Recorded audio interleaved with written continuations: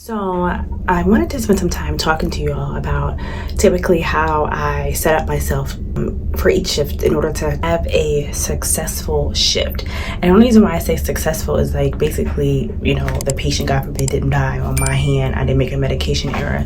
And how would I make sure that if something were to happen, if they were to decline, how I'm prepared.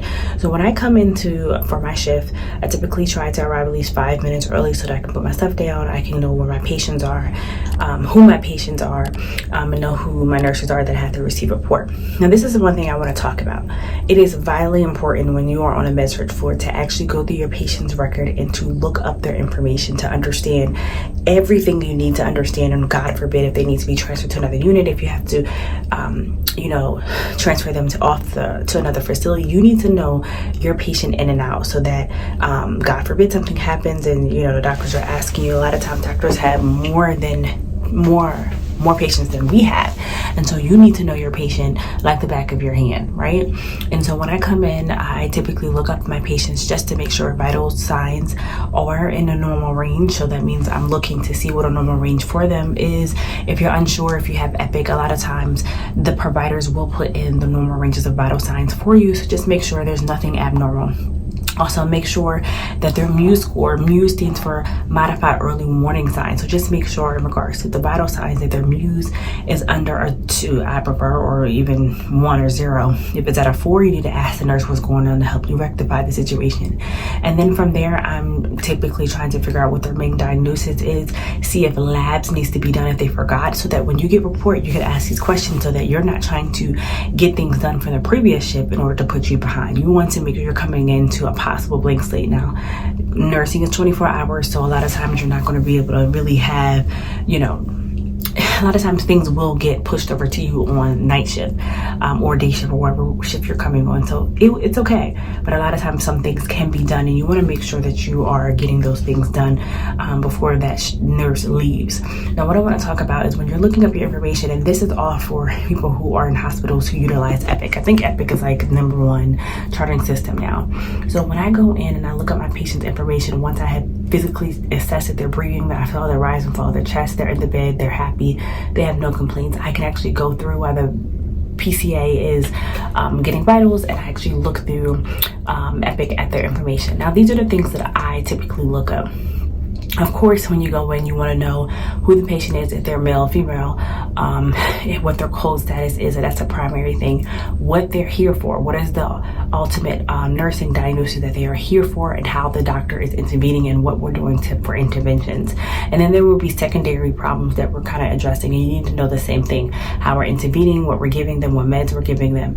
But I also go to the Manage Orders tab. Now, the Manage Order tab is kind of basically going to guide your care. It will tell you how often you would take vitals, if they are AccuCheck, how often you take their AccuCheck, if they have wounds, what specific dressings or things you need to do in order to dress their wounds, the frequency of the wounds. Next, it will let you know if the patient is like a sitter, if they're on a video sitter, how often. It'll also let you know if the patient is on fluids that can also be referred to in the MAR, but it also says that there, if the patient's on cardiac monitoring or if they're on continuous pulse ox and how long that order is for. Some other things. It will tell you like next thing it will tell you like if a patient's a daily weight, that means you ought to take their weight daily. It would just basically guide your care and let you know everything that you need to know about your patient and what you need to do on your shift. So thoroughly take your time and look through the Manage Orders. Once I am done that, I go to the Notes tab. I know this seems backwards because if you are in Epic, you're like, you started at the end. I know. So I go to the Manage Orders tabs, and then next I go to the notes. The note that I'm looking for is the very first note, more than likely with some of your patients if they're med-surg or coming straight from the ED. And so I go to that first note. I go to that first note that the doctor put in, the admitting doctor, and see what their primary complaint was when they came in. If they came from home, where did they come from, and what did they complain of? And then I go back up in the notes, and I find the note from who's on call, whatever. And I find the note of the patient, the note from the doctor that rounded for that day. I work night shift, and I go through and I check and see. what their primary diagnosis is, what they're currently doing in order to intervene, what's the plan. I thoroughly look at that note, and that guides my care in order to give report to, that guides my care, but it also helps me give report to the day shift nurse. So if they, for instance, are coming in for COPD, you kind of, want to know, okay, are they to order PRN albuterol, things of that sort? Are we, diuresing them, things of that sort? So you want to know what is going on, how are we intervening, and then so that you can give a thorough report. And that's kind of what I do.